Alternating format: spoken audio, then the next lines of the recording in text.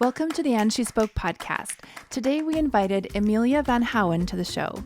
Emilia is a cultural sociologist, an author, and a marketing expert, and is one of Scandinavia's most sought-after keynote speakers. She is one of the most quoted sociologists on the modern ways of life and social trends. We spent a lot of time in this interview talking about the importance of communities and how that has changed, especially through the pandemic. But she starts by telling us about her newest community that she's joined, which is winter bathing with women in the Baltic Sea. Let's listen now to Emilia van Hauen. Well, welcome, Emilia, to the podcast. We're thrilled to have you. Thank you very much. And I'm thrilled to be here. So tell us, Emilia, tell us about yourself. I'd love to know where you live. Well, I know, the audience doesn't, and what you do for a living. Yeah, I live in Copenhagen, and actually in the new part of Copenhagen called Northern Harbor, Nordhavn, which is a pretty new area of Copenhagen near to the sea. And it's an old industry harbor that has changed into a living area, and it's and now I have started to bathe in the morning in the sea, and I think that everything below 30 degrees is like winter bathing, so that I put myself down in water that's so cold. I went into the water with ice in. That's a new thing for me. So Wow. But it's because I live so close to the water. It would be stupid not to do that. And then I have a friend. One could argue that, but but I've been living here for 4 years, and when we came here, there was 236 people living here, and now we are several thousand. So it's been really interesting as a cultural sociologist to follow what has happened in this area and how you make a community, because there was nothing when we came here. There wasn't even a street where we live. So it was really it was a big experience to come here and see if we could do something to make a community out of this. Mm-hmm. That's a beautiful story. I would love to learn more about that. But before we get into the depths of this conversation, I have to go back to this winter bathing, because I was just reading. I got obsessed with this topic over the last week or so. So this is just such a great coincidence to get to ask you about this.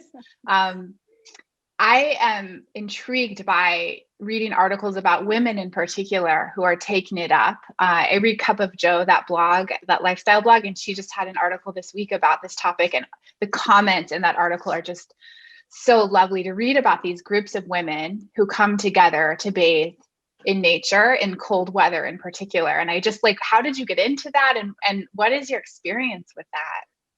Yeah, well, my mother comes from Spain, so I like the heat. Even if my father is from Denmark, I hate the cold. So that's why it's so strange for me to put myself into that cold water. And it wouldn't have happened, I think, if I didn't have a lot of friends who do it. And they told me time after time, don't you want to come with us, la la la, all the time. And I was just like, no. I always never bathe, even in Spain when it's 25 degrees. But then one of my friends moved here to Nordhavn, and she is a winter bather. How do you say that in English? Winter bather, is that it? Yeah. And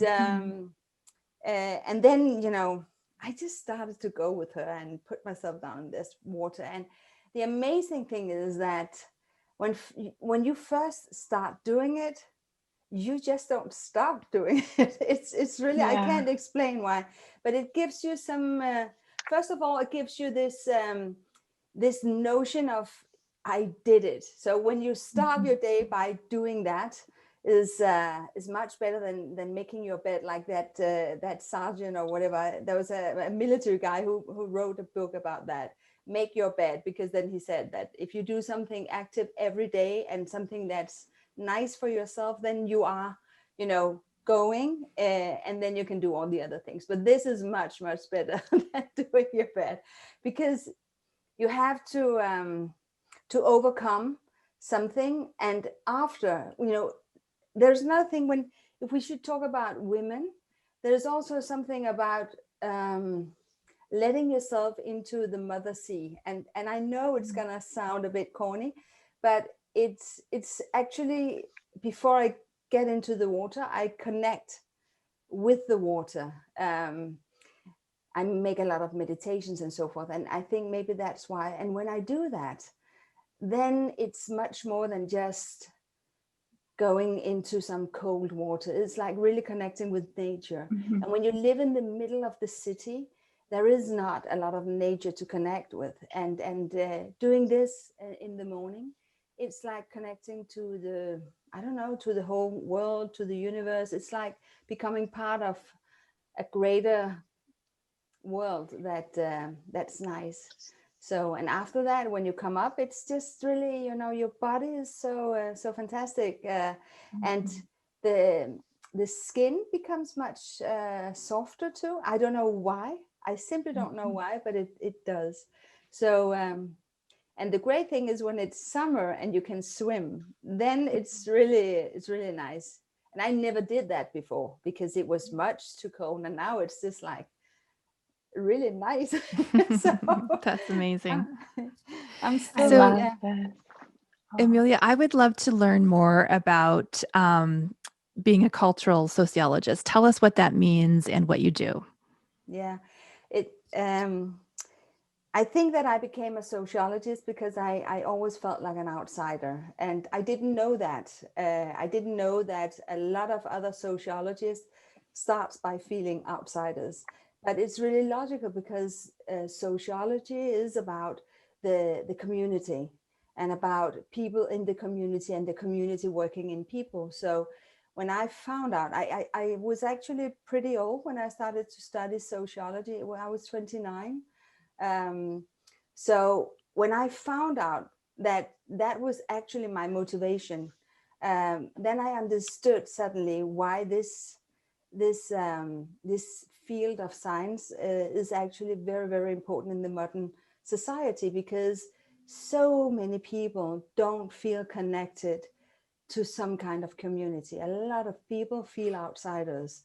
And the big thing that I found out too was that being or having the feeling of an outsider actually doesn't have that much to do with the community. It's more that you feel outside yourself. So it's more like identity problem first, and then it becomes a community problem. Yeah, tell us more about what you experienced. Was it like just through teens and 20s, or like what does that mean to feel like an outsider? Actually, I think I have felt that all my life. I'm the middle child, and I grew up, and this has nothing to do with my parents, I have to say, because I don't think they did that. But I had a very clear feeling that, my mother, she loved my brother the most. He was my younger brother, and then my father loved my sister the most, who is my older sister. And I was just, in the middle, and didn't have a fixed, a secure place to be in the family. And I know it's not like that. We have been talking about that a lot of times. I have gone into therapy and everything, but it doesn't matter because it was my feeling. And having this feeling also gave me actually some kind of freedom, because I didn't have anything to live up to. Because when you have the feeling that nobody expects something certain from you, then you are actually free to create your own identity. And later, when I started to socialize for real in my teens, and later when I was in the 20s, I still had this feeling that I was always the one who was hanging on the on the rim of the community. And then I started to talk with my friends about that, and they were just like, but what the hell are you saying? You are so not in the rim of anything. You're always in the center of things. So that's when it became very obvious to me that having this feeling of being an outsider was actually because I didn't know how to be inside myself. And so talk to us more about like your discovery that so many people feel they don't feel a part of a community? I think that, well, actually, every time I give a talk, I ask people, so tell me, how many of you have felt like an outsider at some point in your life or still do? And I can tell you that 99.5% raise their hand. And I'm just, the next logical question is, of course, okay, so who are the insiders if everybody is an That's outsider? right.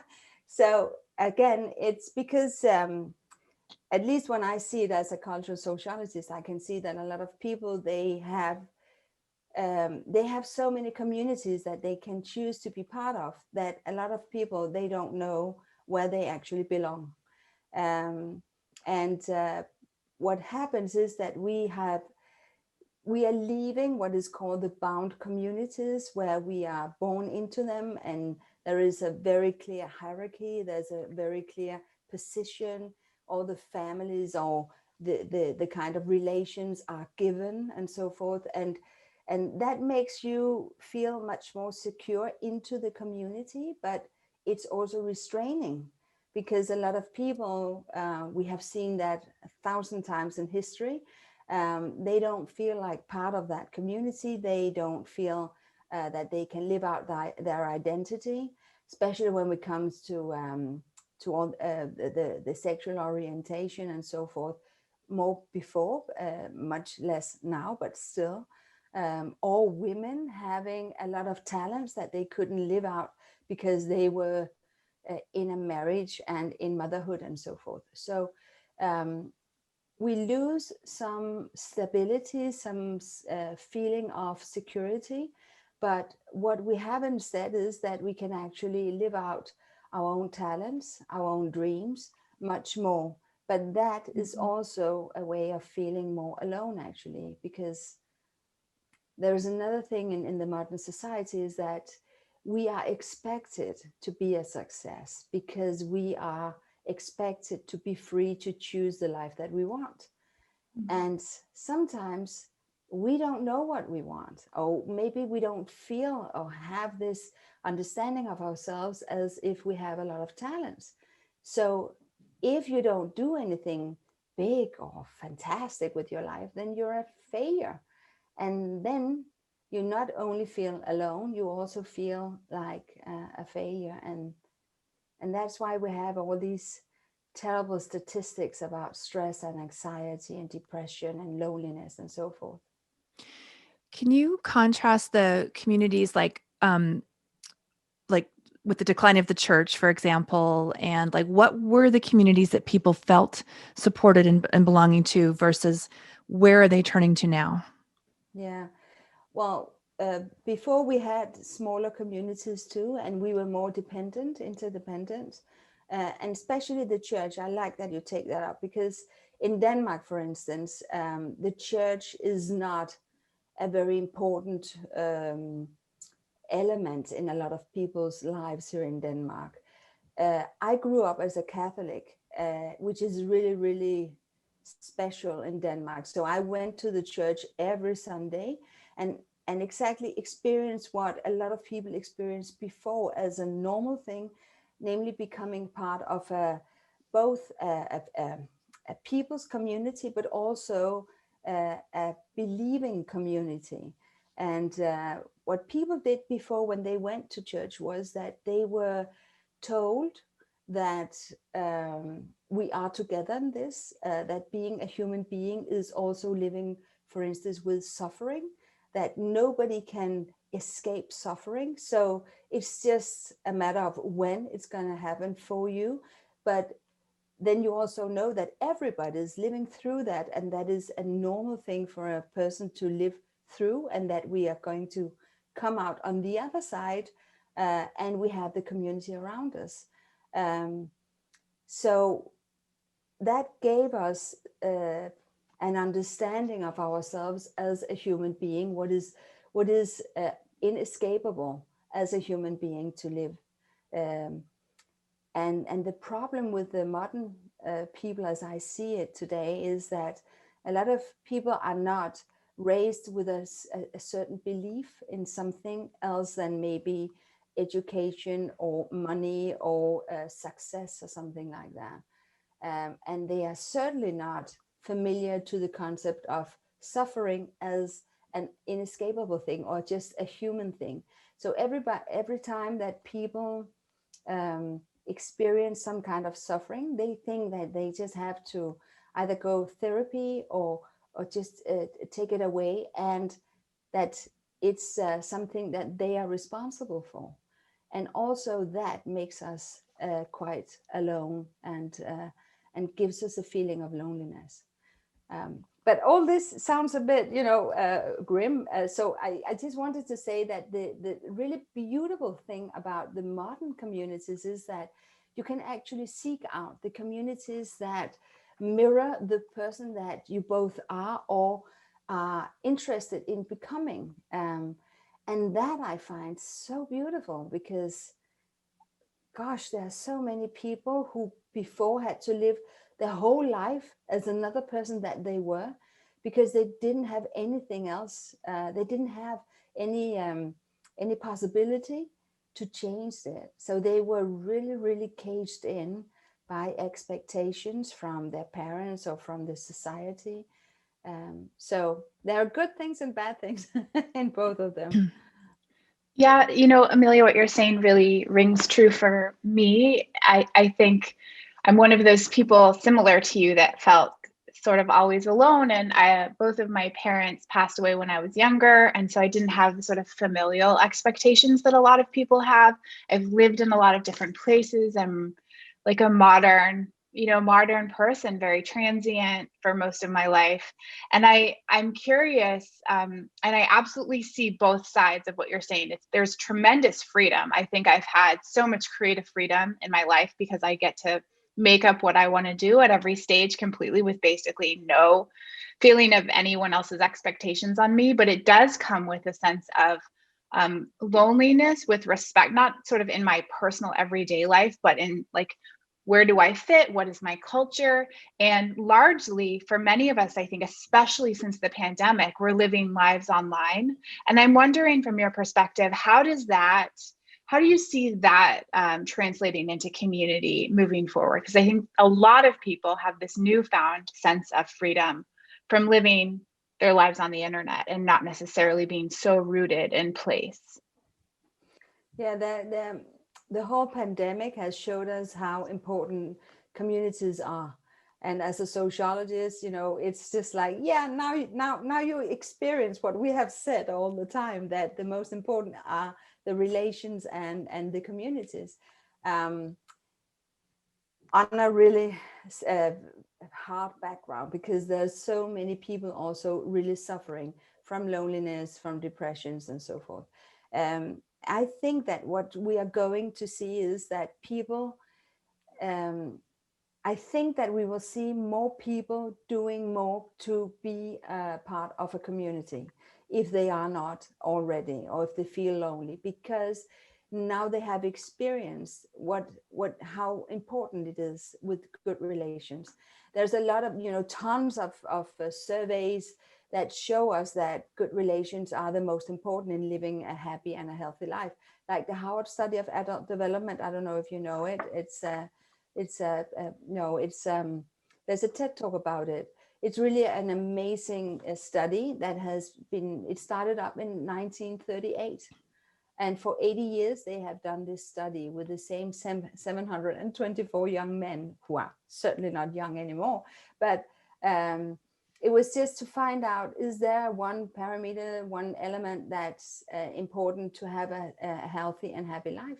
And it's good relations. And that's what we experience now, because you cannot escape into your work, for instance, and then talk with some of your colleagues and then go home and be alone. But the next day you're on the office again, and then you have somebody to talk to. Now you have to, we have to experience what would it say to be not only in the mines or, in a professional setting, but also the whole sensing of each other and being together and sharing what it is to be a human being. Because all these screens, Even though I can see you too, I have never met you before. It's so nice that I can see you much better than if I only had you in my ears. But still, if we were together in the same room, we would have so many more signals and ways to sense each other and create, first of all, a kind of understanding of each other, but also trust. And the trust is actually one of the most important elements in order to have a relation. And it's much harder to create trust when you are not in the same room, because we forget as human beings that we our senses are actually, it's not just 10% of our understanding of our environment. It's much more, and that is also something that we navigate after when we are with other people. So there are a lot of things that are challenging us, but also educating us. As a sociologist, it must be fascinating to watch the entire world, like every single person on the planet, go through this pandemic. What do you think when it all kind of lifts, if that's even, once we're able to get out in person, what are the ramifications? Like, I worry about like being able to actually read the cues of the body or have a conversation, or because it's so different on Zoom, as we all know, about just conversing with multiple people at once. What do you think is going to change for humanity once the pandemic ends? I think that one of the really good things that's going to happen is that we're going to have much more of this that we are doing here, that we can connect to the whole world without having to move physically. So it's going to be good for the environment. It's going to be good for the connections. I have never given so many talks and having so many conversations with people abroad as I have here in this pandemic. And it's fantastic because it's so easy. And now we have, before it was really a special thing when you did it, and everybody was a bit okay, let's do it, but it's not good. Now it's just second nature for us, as it was before, to meet up. So that's a really good thing, because that can create much more understanding on across borders, across everything. But the other thing I think also is that we understand how important it is actually to be together too. So that's the other thing. And I think that we're going to see the second half of 21 or the first half of 22, we are going to party so hard because so many people are really, they are longing to have a party together and just to be together in a lot of different physical settings. I think it's really made us realize what it means to be human and what's important, like, God, I just want to go out with my friends, or I just want to hug random strangers at this point in my life. That's what I think about, like we've really realized what is important to being human. Yeah, I think you're so right. And that's, we understand that we are first and foremost humans, and that is bodies, but also relations. That's why on my site it says that without the others we are nobody, because we are really nobody if we don't have other people. It's really simple, but the problem is that so many people are lonely because they're not forced into these communities, as we talked in the start of this conversation. We can actually, if we want to, more or less live our lives alone if we want to. We are not forced to be part of a community. When we have left our family, then we don't have to. And it's not good. What do you think, Emilia, of the trend towards digital nomadism? So this idea that people are really uprooting their physical communities in the wake of COVID, because now they can work remotely and I mean, we were seeing this trend happen already before the pandemic. And how do you think that's going to play out? Is that kind of the new reality where people kind of come together in pods for, discrete amounts of time and then they go back out into the world? Or do you think that we'll double down and really invest in a sense of home and a sense of place again? I think actually that we will more than we will choose one or the other more, then we're going to combine it more and more. I think that we're going, at least when I see on the young generations, which I have studied, I don't know, for 25 years or something, it's really inspiring how what they focus on is a life career. It's not just a career. So they want a life career. Mm-hmm. And that means that they go much more in and out of the work career.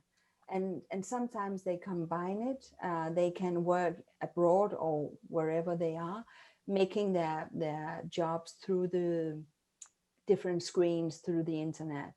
But when you talk to the young generation, they need more than ever also to have stability, security, because they have been brought up in a world where there's almost too much freedom and too much, So we can see both of it. So I think it's much more about a choice, and what we can do as parents, or what you can do if you're young, is to really know yourself, to understand what is important for you. Because if you don't know that, you cannot make the choices that are good for you. And then you make the choices that are smart or posh or whatever. And then maybe you become a digital nomad, when in fact what you really long for is to have a small apartment in some small city where you know everybody, and you have a job that's not really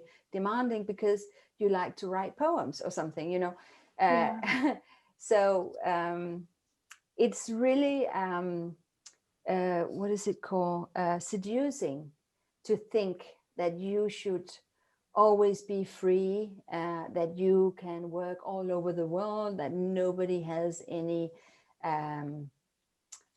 they don't own you in any way. But a lot of people actually really need to be owned. They have to choose who owns them, but we need to be owned. Like we need to have that feeling, because it gives us a sense of belonging that is crucial for us as human beings. So just as we wrap up here, one last question. What, with the remainder of 2021, what will you be focusing on beyond winter bathing? Are there other things that you are working on to, be in the insider in a community?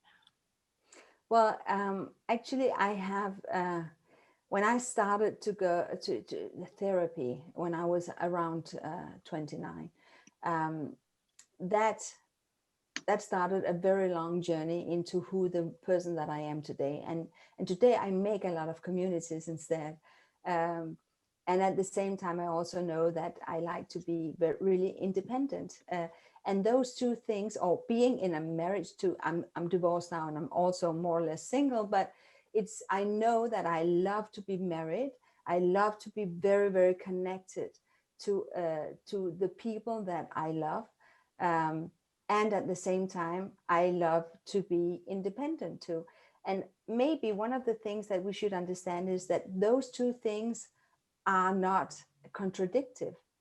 They are certainly not contradictory. On the contrary, actually, it can widen your world, because being very close to people that you have selected because they match you in values or in anything else that is important for you. And at the same time, being independent is that you actually set yourself and the other people free to do what is important for them. And then you have much more to contribute with to the others' lives too. So it's much more energetic, and also like choosing each other is much better than having to stay together, because that is normally not very good for anybody. But I have a small thing also that on Monday I'm going to again to record, because I cannot travel yet, a small TEDx talk for St. Andrews in Scotland about unruly women having more fun. And and I love to talk about that too, because we really need more unruly women. We also need more unruly men, but we certainly need more unruly women that they Absolutely. are right. They are not ruled by norms and values of, of the already of the history and culture, but more ruled by their own desire, their own heart's desire. So that I'm really, I also make a podcast about that and so forth. So that's one of my focus things this year. I love it. I love the title of that. We could do a whole topic on just that. Yeah, I can't wait to watch that TED Talk. Please share it with us when it's in a position to be shared. Thank you. Yeah, I will do that. And I would love to take a talk about that too with you, if you wanted to. Yeah, for sure. Well, Emilia, before we wrap up, we'd love to ask you to share a joy and a hustle with our community. So something in your life that's bringing you joy right now, and a tool or resource that can help our listeners achieve success in their career or business. Yeah, I just a second. I have to, because I want to. She's left the box. She's left the Zoom box. She'll be back. She'll come. I'm back. See, I wanted to show you this. Oh, cool. Oh, wow. Yeah. Yeah. The dragon. It's a dragon. I bought it some years ago, and the reason why I bought it was not only because of Game of Thrones, but also it's because I had a conversation with a very, very clever, wise friend that I have, where we talked about this, that the dragons, they are really free and creative and strong, and of course a myth, I know that, but the normal history and the normal story we hear about the dragons are that they have to be killed, and normally some kind of prince have to kill the dragon in order to collect the princess in the tower. And we were talking about that, and then she said, but what we need to understand, that instead of killing the dragon, you have to tame it, and then you take a fly with the dragon, because then you can really release all the creative power that you have within you. And that's why I bought this one, because it has to remind me every time I meet some kind of problem, something that makes me scared, or that makes me sad, or that something that's not as I want it to be. Then I think about it as a dragon that I have to tame, and that can take me on a flight that is going to be that's full on Daenerys Targaryen right there. Totally. I know that, but like the inner Daenerys. Yeah, I think so. I just didn't like the ending, though. It's well, yeah, but okay, I forgot about the ending. The first part of it. She was my favorite character by far in that whole series, so I totally get that. I love it. That's so good. Thank you for sharing that. And also because you talked about breaking the wheel, that's the unruliness. Don't get into the system if it's holding you back. But she didn't break the wheel. That's the problem. We have to do that. Yeah. Okay, and your hustle? Well, my hustle is actually, it's two in one, and that the hustle is that well, maybe I didn't understand really what the hustle was. That was a Can I get new definitions, please? Go ahead, Jen. Yeah. Well, so usually we just ask for a tool that you're using in your business or your career. So a strategy or a tool or something that's really working for you to help you achieve the results you're looking for. Well, I think, one thing that I do a lot is actually to watch a lot of TV series, because they tell stories about people. Mm. And as a cultural sociologist, that is what interests me, is that how do we live and how do we live together? So I watch a lot of stories in order to understand all kinds of ways of living better. And then it's really it's fun too. So it's a nice Yeah. thing What are to you have. watching right now? What are you watching right now? Well, actually, I'm right in the middle of a Norwegian TV series about four guys who are within investment and so forth, and they are the biggest shitholes you can find. Sorry, but they are. But it's but it's interesting because it's also framing some of all this success life thing that people have to have in order to feel that they are a success, and of course they are totally hollow inside themselves. So What's it but called? it's called Exit. And it's not, certainly not one of my favorite series. I have a lot of other really good series that I could share with you, but we can do that another time, next time. Sounds awesome. Thank you so much, Emilia. And if people want to follow you, learn more, where would they go? EmiliaVanHauen.com or .dk, and then I'm on LinkedIn and Instagram too. So All the places. all the places, all the normal places. Yeah. Awesome. Well, thank Thank you you so so much. much. And Yeah, thank it's great to you. meet you. It was really a big pleasure. It was really nice. Yeah, So thank you. yeah.